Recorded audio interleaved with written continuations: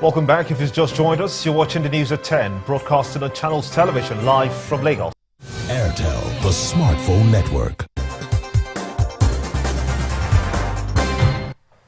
And here are some pictures you sent into our eyewitness portal. As we begin with this one, showing some young men crossing what appears to be the lower part of a footbridge, which is still being constructed in Onitsha, Anambra State. Our eyewitness reporter calls on the state authorities to complete the project. Our next photo was sent in from Ado-Ekiti, the Ekiti state capital. It shows the vehicle trying to wade through the flood.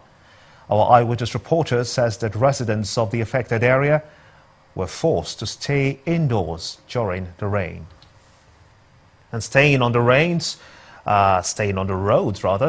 this photo was sent in from Igondo area in Lagos State. Our eyewitness reporter calls on relevant authorities to fix this bad road. And this photo was sent in from Ikorodu area in Lagos State. Our eyewitness reporter accuses the driver of this vehicle of drunk driving. And finally, is this photo showing a young man hanging onto the back of this pickup truck. The picture was sent in from Oshodi area in Lagos. And our eyewitness reporter calls the traffic regulators to arrest perpetrators of such acts. We do indeed appreciate your sending in those pictures, as we ask that you keep them coming.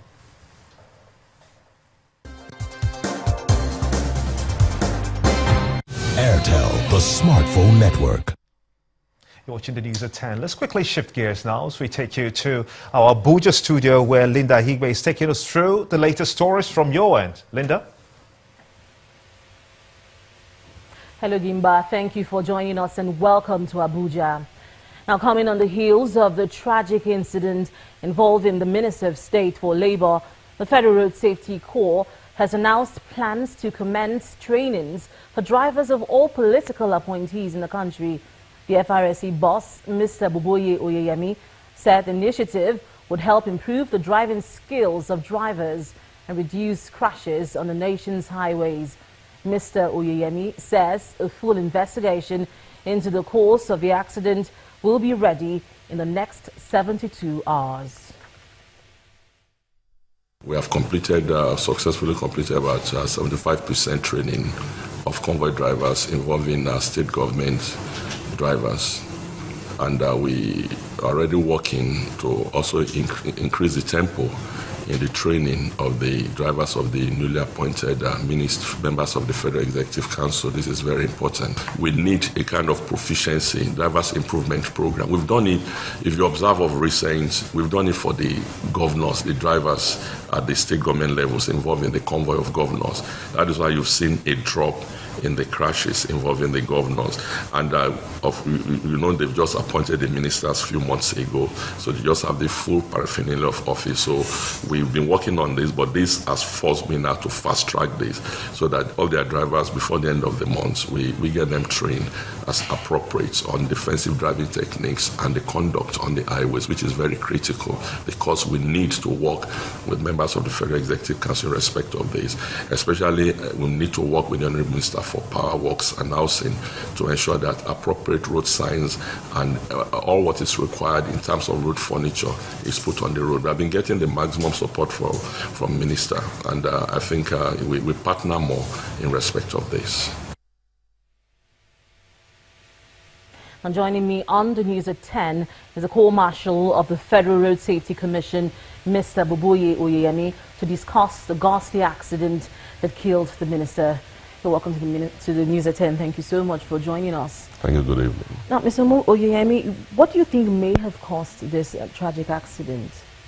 Well, like I said earlier on, I commiserate with Mr. President in respect of the loss of the Honorable Minister and to the members of the Federal Executive Council. It's most unfortunate, and like you said, it was a tragic incident around 3 o'clock yesterday, Sunday. And from the preliminary first information we received, this crash occurred around 3 o'clock. And I suspected to have been tire blowout, that's tire burst, with loss of control. And once you have a tire blowout, the next thing is loss of control. Suspected, but like I said, I've ordered for full investigation because, and it's going on. And I will submit my report within the next 3 days to the Secretary to the government. So it's unfortunate, but we just have to continue to look at this. And these are issues we have been raising on the use of tires. Tires are like drugs. It's either 3 years or 80,000 kilometers, whichever comes first. And apart from that, if the alignment of the vehicle is not so good, your tires can worn out easily.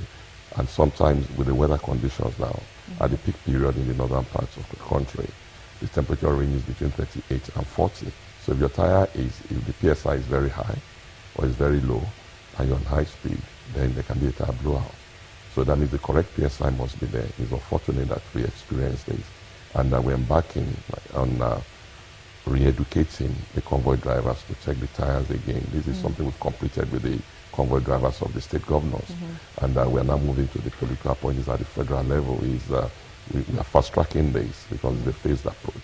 So we'll be able to get this. The report of the investigation will really say precisely what has happened. I don't want to preempt this. So it's going on. But I would like to ask rather, would this accident have been fatal if, the driver was not speeding? Would speeding have played a role? I sincerely apologize. It seems we have lost the audio from our Abuja studio, but not to worry though. And when the news at 10 returns, latest CBN data indicates slower GDP growth for the first quarter of 2016. Join us again.